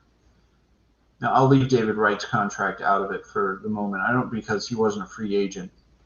I mean, even Yoenis Cespedes, it was a lot of money, but it was still a short-term deal. Like, I don't think Sandy Alderson has been tested fairly in signing those first-tier free agents to real long and lucrative deals. Like, he just never did that with the Mets. He got burned by David Wright's deal. I would argue he got burned by Yoenis Cespedes' deal. But the common denominator there is that these were second-generation contracts, and so there we go again. They were both over the age of 30, et cetera, et cetera. So, that brings me back to Lindor. It's worth the risk. Even if it's a complete bomb, which, if you watch the Mets long enough, that it probably will bomb out at some point. Right? Something will happen. Something dumb will happen, and it will it'll be an albatross. I'm just kidding. I think Lindor is a fantastic player, and I think he'd be a fantastic fit here. But I think he has to be able to. You have to give him the tools to be able to sign that kind of deal, and he really never had that. And I only say that, I'm not trying to put words in his mouth when I say that. I just get back to, again, like it gets back to what I said before when he said the other day, it's about the acquisition, not the cost of the acquisition. Think about what that means. It's not just, a classic, clever Sandy Alderson line. There is a lot built into that statement. And that, in my opinion, a major indictment, on his previous boss, right? He's flat out saying right there, every time I had to worry about the cost.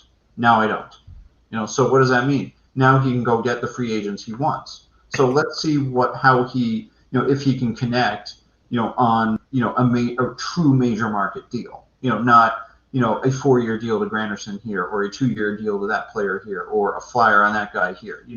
I don't. Those are nice and great stories, but ultimately, he was never able to get that. He was never able to sign that difference-making piece. He was able to trade, like you said, he was able to trade for that difference-making piece when, he basically hit a grand slam every time he came up to the plate in 2015 with those trades. And he admitted how lucky he got when he made those trades, and how basically as bad that it went that bad the next year with the trades in 2016 with Jay Bruce. That was a complete bomb for him. So, it's all a crapshoot, but I think you have to give any employee of a company the tools to be successful in their job, no matter what they do or how high they are. And I don't think Sandy ever got the tools he was owed, as a general manager of a major market club, right? I think you said it best before, Michael, about the Wilpons saying low risk and next best player. And I remember being a naive, 24-year-old at the time. And I had a coworker that used to tell me, that the Mets never went after the best player or never even attempted to sign the best player, that they always went for the guy for less money and less years. And the naive person in me, before I really knew the finances of baseball, would say, no, that's not the way the Mets, operate. And boy, I couldn't have been more wrong. But, turning back here to Steve Cohen and new ownership, he had mentioned that he wants to be, in the know with certain things, but he's going to let the front office do its job. It reminds me a lot, even though I wasn't alive at the time, of when George Steinbrenner stepped in as owner of the Yankees and said, I'm going to let the front office do their job. I'm not going to be too involved in the day-to-day work of the team. And go figure, he becomes, he and Jerry Jones fall in the same boat, with the Cowboys. It's he was involved every day in the day-to-day decisions. And, do you believe, listen, the man has a lot of money and he said, I'm in this for the fun. He makes most of his money, all his money as a hedge fund manager, and he's obviously a lifelong fan. But do you believe, at least at this point, that you feel that he's going to sit back and let Sandy and the guys, the brain trust kind of run the show?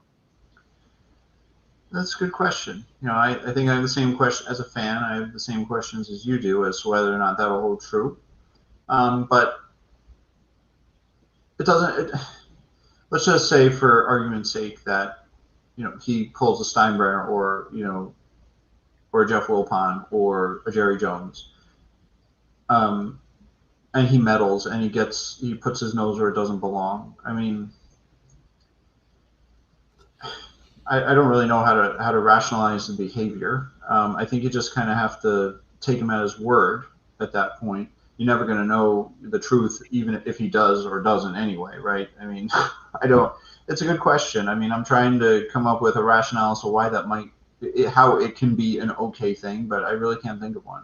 It's it would be like me, as a fan, calling Sandy and telling him, how to do his job. And I can't, there's nothing good that can come from me stepping out of bounds, but, I come from the management mold of, that type of delegation where, you pay people to do a certain job and you have to, you have to put trust in that investment. And I would hope that, if Steve Cohen runs his primary business, Point72, in the manner in which he states he does, he's hands off, he pays people a lot of money to make him a lot of money, I would trust that he'll run this business the same way. But time will tell, of course. I don't have a crystal ball, unfortunately. I don't have a way to tell you one way or another. He's been the owner for about 15 minutes. So he seems like a cool and hip guy and everything, and that's great. It's refreshing. But losing is the ultimate test. What does that do to him? What does that do? What kind of reaction does it have? George Steinbrenner did not react well to it. I would say Jeff Wilpon did not react well to it. Jerry Jones doesn't react well to winning. So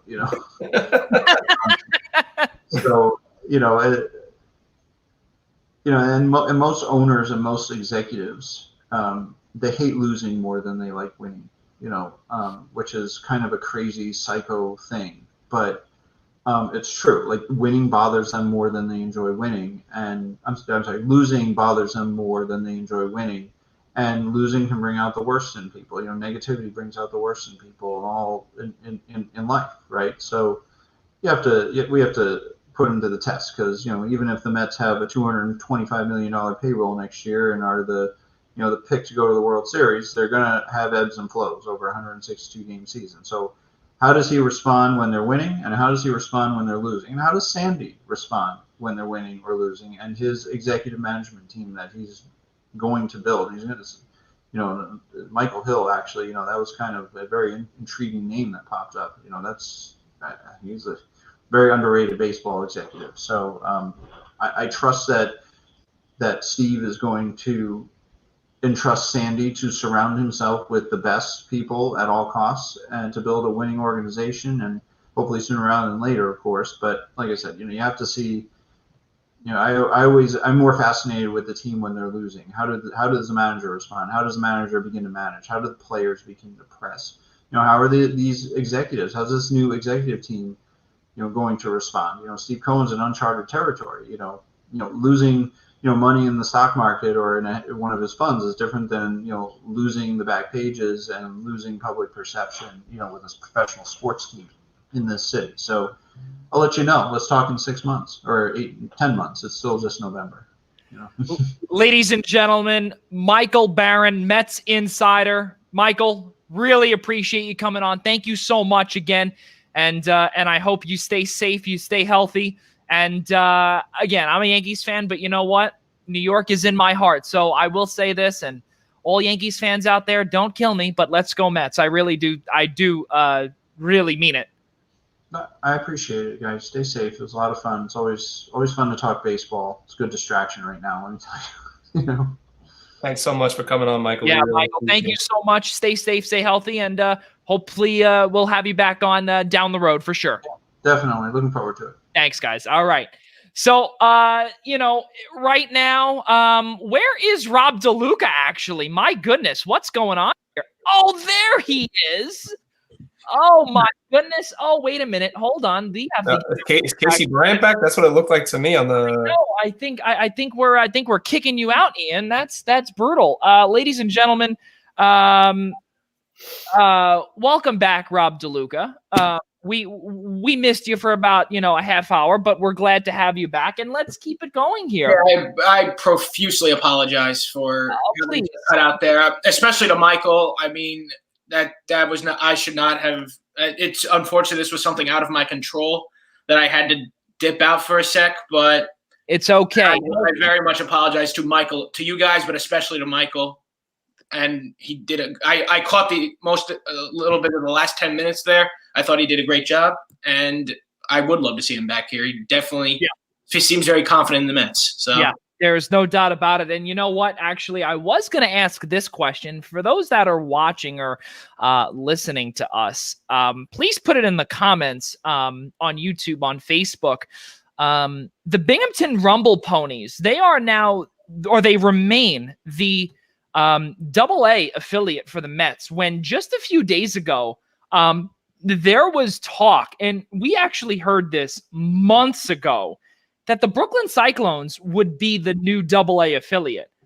But all of that was just scrapped. And word came out that we heard, it was some rumors going around and, some rumblings, if you will, no pun intended, that the Binghamton Rumble Ponies now are going to stay as the AA affiliate for the Mets. I was going to ask Michael, and again, for those that are watching, please place it in the comments and think and tell us what you think is going to happen to MCU Park and to the Brooklyn Cyclones, because I really want to know what's going to happen there if they axe the New York Penn League, if they axe short season A ball. We have no idea what's going to happen. And all I know is that would really stink because Staten Island Yankees are gone, and there's still one minor league team unofficially left, and that is the Brooklyn Cyclones down on Coney Island. It's really amazing. Go down to Nathan's, go get a hot dog and some cheese fries, and head down over to MCU Park for a ball game and a summer night. It really is amazing. I wanted to ask Michael about that, but I know we didn't have time. So let's actually go back here to football, because we were talking football for a while, and then we were rudely interrupted by Michael. No, not at all. Stuff with Michael, but I want to get back to football because it is football season, and things are heating up because we look back just before Michael came on. We were doing a buy or sell segment with Buffalo and with the Indianapolis Colts. But I want to get back to the New Orleans and Tampa Bay game. That was an absolute destruction, domination, implosion of Tom Brady. You would see memes. You would see a lot of different things that would say, well, Tom Brady now has an actual opponent in his division and he can't beat him. Is he the best quarterback alive? Yes, he is not only the best quarterback alive, but he's still the best quarterback of all time. Yes, and yes. No question about it. No question about it. And you're going up against a Hall of Famer. Listen, it was raining. You had Hurricane Eta, which was just right around the corner. It happens. What a game, though. Battle for the NFC South, and all you come up with is 3 points. Ian Schraier. Excuse me. How many? It was 38-3. Yeah, I was right. Okay. I want to start off with Rob DeLuca here. Welcome back, sir. It's been about 40 minutes here without you. So, again, 38. Worst 40 minutes of my life. Yeah, exactly. Right, exactly. 38-3 is the final score in favor of the New Orleans Saints, and Michael Thomas barely had any impact on this game. I don't know, man. How about the class of the NFC South might run through New Orleans? What are your thoughts on this? I mean, I expected the NFC South to run through New Orleans when the season started. I did not think the Tampa Bay Buccaneers were going to be the division champs. I had the Saints taking first place from the preseason that never was, but I had the Saints taking that division. So the fact that they kind of exposed the Buccaneers here, I don't know if that's the word we can use here, but based on the final score, if someone didn't watch, that's what someone could assume, because you shut them down on both sides of the ball. You run up the score completely, and then you completely stop the greatest quarterback to ever live on this earth and pretty much hold him nothing. Yeah, he's 43 years old now, but guess what? The quarterback on the other side is also 43 years old. So, but he couldn't be stopped. So you know what? I think they exposed the Tampa Bay Bucs as potentially, I'm not saying that now, because I'm still in on them, because, you know, Tom Brady can make any miracle happen, but they could potentially be fake news. The Tampa Bay Buccaneers, that is. The New Orleans, I mean, look, I really did have New Orleans at first place from the get-go. I'm sticking by it. I think this game proved it. And I think that it shows that the Saints are not going to go anywhere. They're not going to go quietly, and they will make noise come playoff time. Ian. I want to go back to something that Rob said. I don't remember if it was last week's show or the week before, but he had said that the New York Giants, when they played the Tampa Bay Buccaneers on Monday Night Football, that they finally might have exposed Tom Brady for the 43-year-old quarterback that he is. And I think he looked every bit of 43 years old on Sunday. Look, the New Orleans Saints last Sunday played about as perfect a game, I think, as we've seen them play probably this whole season.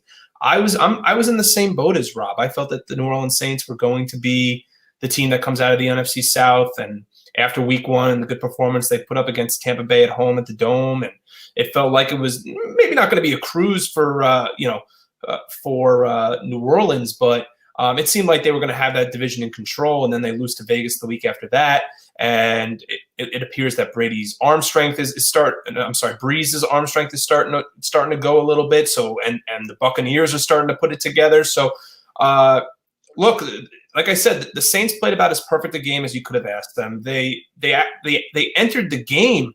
The Saints did with the worst run defense in the National Football League, and have allowed their opponents in the red zone to score 100% of the time. And they held a team on the road. So they held a team that was playing at home with fans there, mind you, to 3 points. Brady threw 3 picks. Ronald Jones was held to 8 yards on 3 carries. So think about how important Rojo has been to that offense and how much he really opens up that passing game for guys like Mike Evans and Chris Godwin, who on Sunday were held to a combined 7 receptions. I don't know how much could have really been expected at this point from Antonio Brown. I know he had 3 or 4 catches. Look, it's going to take time for him to find his sea legs. We know what Gronk's story is at this point. I mean, he's still a red zone threat. We've seen him catch a few touchdowns, but he is certainly not the player that he was. And New Orleans, from an overall look at the stats, they outgained them on total offense by almost a 2-to-1 margin at 420 yards of total offense for New Orleans to only 194 yards of total offense for Tampa Bay, and a rush differential on the ground of 138-8, 2-to-1 in time of possession. So the Saints, as far as I'm concerned right now, I mean, they certainly have the tiebreaker against the Bucs, so it's pretty much like you have even a half game or even a full game up on the Bucs at this point. And if the Saints can keep putting performances like that together, they're going to be in real good shape. Tampa Bay's got a big game coming up. Granted, there's no Christian McCaffrey, but they've got a big game coming up against Carolina this weekend. Tom Brady's 5 of 7 interceptions have come against the Saints this season. Also, Tom Brady has trailed by 30-plus points in the first half of a game for the first time in his career. And his career, fellas, is 294 games, including this one. Wow. That is an amazing streak that I don't think will ever be broken, ever. No. Ladies and gentlemen, we continue to move on here, and we want to bring up last week's guest, Jim Wexell. And, what did he say last week, Ian? And he did say that, there was a possibility. He asked Ben Roethlisberger about, the enthusiasm. He asked Ben Roethlisberger, in preparation of the Dallas Cowboys game, if he has a career worst first half again, which he almost did, is there some, reason for concern? And Ben Roethlisberger said no, there wasn't. He's ready to go. But it didn't look like he was ready to go. Dallas was really close to pulling off the upset and would have been astronomically terrible for the Vegas sports books out there. Ian, I didn't know if you were leading me into that or if that's I was gonna say, in terms of Dallas is playing with house money. Ian, did Jim Wexell say it or did he not say it? Well, look, we were sitting here this time last week, and talking to Jim Wexell from the Steel City Insider, and he had said to us, clear as day, that the Steelers were laying 14 points against the Cowboys, and for most people in this country, that would have seemed like a lock of a bet with the way the Cowboys have been playing this year. And he had mentioned to us not to lay the 14 points because coming off of a Ravens game, the Steelers historically do not play well. Look, the line was originally 10, and I was like, at 10, I would feel comfortable. 14 is a lot of points, even for a team that was playing with a fourth-string quarterback and a team that was just dismal in every facet of the game. And yet, he was right. Look, I don't want to sit here and say, look, the Steelers had a dismal first half. You can't treat teams that are inferior to you like that.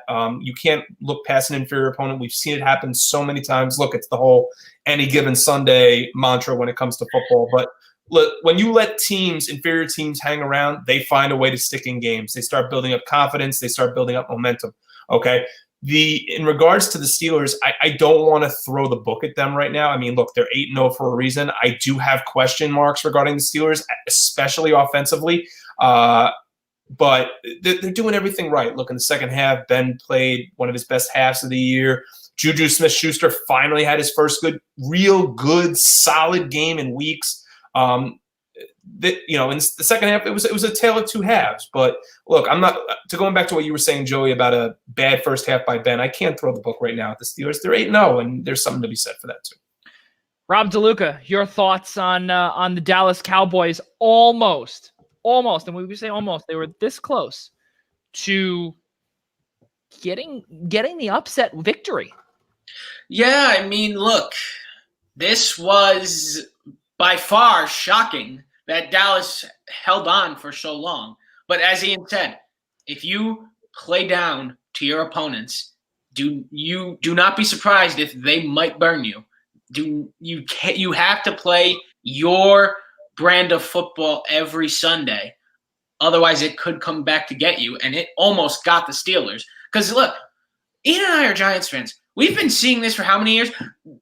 Giants opponents come in and play down to them, and the Giants are in the game for 3.5 quarters because of it. But bad teams will find ways to lose, just like Dallas found a way to lose on Sunday against Pittsburgh. I would say Dallas found a way to lose because they really did have Pittsburgh on the ropes. But then it was just like it's like reality set in, and the bad Dallas team we've seen all season showed up late in the game, and lo and behold, the Steelers are a shocking 8-0. Now, I want to move on here as we have roughly about 10 minutes to go. it's really I want to bring this up now in terms of is there a team that can make a run to the final wild card? And the reason why I bring this up is because there were a couple of scares. Not only were there a couple of scares, but it just shows that in 2020 anything can happen. And with the announcement that had just arisen a few days ago, that was the possible schedule change. God forbid if there were any cancellations, where there wouldn't be any makeups, but there would be an 8th playoff team. Now, with that being said, is there a certain AFC or NFC team that you can see that could come in and pull a 2007 New York Giants? Well, it's certainly not going to be someone from the NFC or AFC East. I'll promise you that right now. That's low and behold. The NFC East is on the line on Sunday. If the Eagles win, it's over. But nonetheless, it's very tough to say because now we're in an expanded playoff and it's 2020 and you already have the on any given Sunday mentality. And now you throw in the, oh my God, it's 2020. Anything can happen at any given moment. You really have to stop and think about it almost, because it's like, can someone with a positive record right now that doesn't look that good, but because of their record being just good enough and they're being in 8th spot now, can they sneak in and make a little noise? You look at someone like the Cleveland Browns sitting at 5-3, and if they can they can win their easy games, it could be enough for a playoff record. And then, hey, playoffs are a whole different monster. You don't know what's going to happen. So you look at teams that are fringing 500, a little above 500, like a Cleveland, and you just don't know. Or literally any team in the NFC West, for that matter, except for maybe San Francisco. They the injury bug may have permanently plagued them for this season, which is very unfortunate, because I was actually looking forward to seeing an entire division make the playoffs and see what kind of chaos that would have caused. But it looks like that's going to fall just short. Ian Schraier, your thoughts? Rob mentioned one 5-3 team. I'm going to mention the 5-3 team that no one is giving any love to right now, and is the Miami Dolphins. I don't know how. Look, I know that right now in theory they are shocking the world at 5-3. Or I should say they're not much of a shock of the world at 5-3, considering how well they're playing of late. But who exactly coming into 2020 had the Miami Dolphins 8 games in at 5-3? Not me. No. Right? Who had Ryan Fitzpatrick? We all knew he was a gamer, but like, who had, between Ryan Fitzpatrick and then him pulling the Kurt Warner that he did for Eli Manning with the Giants in 2004, and paving the way for Tua Tagovailoa. And granted, his defense was the reason that they won his first start, but he comes through and has such an efficient game last week against Arizona. The defense is coming up with big stops when they need it. Like I said, the Rams game, they forced 4 turnovers. The Arizona game, the game is tied. It's 4th and 1. It's 4th and 1 for Arizona inside the Miami 30. They get the stop. It sets the table for the game-winning field goal. Granted, Zane Gonzalez leaves the game-tying field goal short at the end of regulation, but Miami doesn't come up with that stop. Arizona probably wins the game. So why Miami? Look, I'm not expecting. I think to use a comparison, Joey's the 2007 Giants is a little premature. I'm not even saying that as a fan. I'm saying that because I'm thinking more of a team that can maybe come in and win around. I'm not expecting the Dolphins to be representing the AFC here. But right now there are 3 teams tied for that 7th and final AFC playoff spot. Now, granted, whether or not there's an 8th, but 3 teams tied: the Las Vegas Raiders, the Cleveland Browns, and the Miami Dolphins. And of those 3 franchises, there is one team of those 3 that really stands out right now, and that's got to be Miami. And on top of that, they're a half game back of Indianapolis, and we already spoke about the Colts for 4th, and 1 game back of Baltimore for 5th. Now, I don't expect the Dolphins to take over Baltimore, but I could certainly see them sneaking up a little bit into that 5 spot and overtaking Indy. On the NFC side, the team that everybody should be talking about right now because the NFC is so wide open is the Minnesota Vikings. Weren't we on this show 2 weeks ago, 3 weeks ago, talking about how they were 1-5? They were selling Yannick Ngakoue. This team was ready to have a draft in the top 5, and yet somehow Dalvin Cook is running towards the most valuable player award. Excuse me. They trade Ngakoue, and they hold their last 2 opponents to their 2 lowest single-game outputs on defense that they've had all season. So they trade Ngakoue, and defensively, where I can't really name more than maybe 2 guys in their defensive 11, starting 11 right now, they're playing better without Ngakoue. So I don't know how that works out, but right now, the Minnesota Vikings are 2 games out of a playoff spot. 2. And they've got a game with Chicago this weekend where they have a chance to move within a half game of the Bears. And we certainly know what's going on with Chicago right now. Watch out, Minnesota. 3-5, 2 games out of a playoff spot with half a season to go. If no one is stopping Dalvin Cook right now, watch for them to rise through the ranks. Dalvin Cook is beginning to, I don't know, cook a nice dinner or something. Try and get these. That was a horrible joke. I saw what you were trying to do. I tried. That was brutal. With a few minutes to go, fellas, let's go into our kudos as we have done the last two weeks, and now let's make it a third. Let's make this a weekly thing. So, with a few minutes to go, Ian Schraier, who does your kudos of the week go to? Don Mattingly. Listen, certainly well-deserved National League Manager of the Year, who had the Miami Marlins in the playoffs. Look, as I said months ago, when they had released their preview for the season, and MLB Network didn't even give the Marlins a sniff a chance. And who did? And then they get struck by COVID. And they play 1 game and then don't play a game for 3 weeks, maybe even the better part of a month. And they come back. And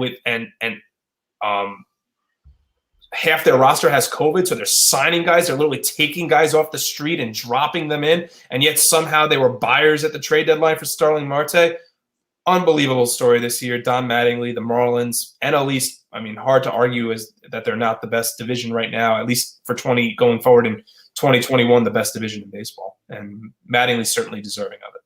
Bold statement. Rob DeLuca, your kudos, which go ahead. It's a little off radar this week, but you know what? I'm gonna give my kudos to the Adidas company. Yep, the new NHL jersey maker.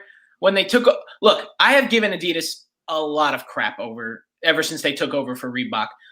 When they first started out and came out with these alternate jerseys, they came out with the new jerseys, I was disgusted, especially as a Devils fan. They took away a lot of design and made it way too plain. But look, from just the sneak peeks we're getting from these reverse retros, it looks like almost every single one of them is going to be a home run, or at least close to it. These are fabulous, and I got to give credit where credit is due. I have given them none because I literally have not liked anything they've done since they took over. But this is finally a step in the right direction for them. Kudos to you, Adidas. And Rob, can I just jump in there before, Joey, you get to your kudos? I just got to say, I think it's great. Seeing that logo. Yes, that is so great. The fact that it looks like the Rangers are going to bring back the Lady Liberty jerseys, and the Islanders are bringing back the Pekka Yashin days, and it looks like DeLuca that they're the Devils, and I know they've worn these jerseys before, but but this time it's a green base, so it's going to be a little. And it actually looks pretty fresh. I just hope we don't look too close to Minnesota. Ladies and gentlemen, my kudos one final time. It goes to the Golden State Warriors. They are presenting a plan to the Bay Area, to San Francisco, and attempting to allow 50% capacity in their building for the upcoming NBA season. This article was retrieved from NBC Sports Bay Area. And the plan is that they're going to be spending a lot of money to not only get testing done on site, it's going to be rapid testing, and it's going to be done within minutes of your entry. And if you get a test that's negative, you'll be allowed into the arena. And I think that with the Golden State Warriors doing that, I personally believe that we're going to see some teams follow suit. And the old saying is, if you want to make money, you have to spend money. And I think now a lot of these teams that are in some financial trouble, they need to get fans back in the stands. And if it's safe, hey, all the power to you, because I do believe that would be a pretty cool idea. I'm not going to say that San Francisco is going to say yes to it, but all I know is that the presentation part and the idea of it, to think outside of the box and to, spend this money to be able to, move this whole thing forward and try and get back to normal life, I think is definitely a step forward in a wacky 2020 that we've all experienced. And that's where my kudos goes to the Golden State Warriors, where they're most likely going to just be running the table yet again next year. And they either trade for someone or they get the number one pick, or they already have the number one pick. So again, it's going to be craziness out in San Francisco. And if they were to do this, boy, a lot of NBA teams are going to say, why didn't we act sooner? We could be the ones that are, on a pedestal right now. And, everyone's looking up to us. So again, my kudos goes to the Golden State Warriors. Ladies and gentlemen, we've got a lot to discuss in terms of bills to pay. Tomorrow, we continue our partnership with the New York Professional Scouts Association. We will be showcasing former East Coast scouting supervisor for the Baltimore Orioles, John Stokey. He is the one that found legendary pitcher for the Baltimore Orioles and World Series champion, the late Mike Flanagan, the southpaw pitcher that helped lead his team to the 1983 World Series. So pretty cool stuff there. That will be tomorrow morning at 11 a.m. right here on the Eastern Observer and also the New York Professional Scouts Association channels as well. Someone we would like to also welcome into the Blackjack Media Group family is Hunter Metnick. Hunter Metnick is going to be writing for the Eastern Observer. He's going to be writing for his current school, Temple University. So we would like to welcome him to the family because our group is growing and our family is growing as well. So we'd like to welcome Hunter Metnick to the family, and hopefully he's here to stay for the long run. Also, we continue Monday night. Ian Schraier welcomes someone else from his sports information doghouse. That is former New York Mets contributor, writer, host on SNY, host on ESPN 1050 AM at the time, now known as 98.7. Adam Rubin, he took a detour away from the New York Mets, and he is now an associate athletic director for strategic communications for Stony Brook University. That will come to you live on Monday, November 16th at 8 p.m. right here on the Eastern Observer and the I-95 Sports Network channel 198. Really good stuff. Ian, talk about what your plans are give us a little bit of a sneak preview for Adam Rubin. Yeah, I've got a lot of questions for him. Certainly, it's not every day you see a professional in our business that started in professional sports and wanted to make their way down to the college side. Really interested in hearing about his beginnings. He was a student at the Wharton School, at the illustrious Wharton School at the University of Pennsylvania, an economics major, and ended up turning out to do some writing for the Daily Pennsylvanian. And certainly want to ask him about his experience doing that, if he kind of got exposed to sports that way and had the opportunity to work a couple of games at the Palestra, where Fran Dunphy, before he went to Temple, funny how we were mentioning Temple, where he's the acting AD, but that Fran Dunphy made his made his meals a little bit, I should say, at Penn, and that the last time that they made the NCAA tournament was '94, and Adam was a student at Penn at that time. So a lot of good trips down memory lane, especially with the Mets, but it'll be a real nice look back on his time in the field and what really got him into the field. Also, one final note here.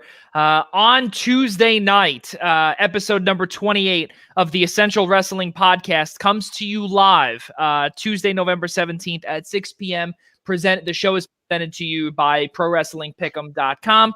That is with Al Carl, John Smith, John Diaconti, Ryan Joy of Minutes to Bell Time, and Gary Miheffi, our Irish resident, if you will. He'll be on talking NXT UK during the show. So really, really good stuff moving forward on the Eastern Observer and also the I-95 Sports Network. Hey, you know what? Tomorrow, ladies and gentlemen, tomorrow morning, I'm going to be a camera guy and actually a play-by-play guy for a high school over in New Jersey. So tune in. Elmwood Park taking on Emerson tomorrow morning, tomorrow afternoon, 12:30. Tune in, channel 198, Zingo. If you're bored, if you don't want to watch Rob DeLuca produce college football, come take us. Come say hello. Elmwood Park High School. So I'm gonna guess you're making a pit stop at Rob's on the way home, then, right? Well, listen. The way Elmwood Park is and where Rob is, it's a little off the beaten track. And on top of it, he's not even gonna be home. So he's not gonna be home. So, but if he was home, yes, I probably would. But ladies and gentlemen, one final time, Ian Schraier, Rob DeLuca, I'm Joey Jarzynka, and for all of us at the Blackjack Media Group, we'll see you next time.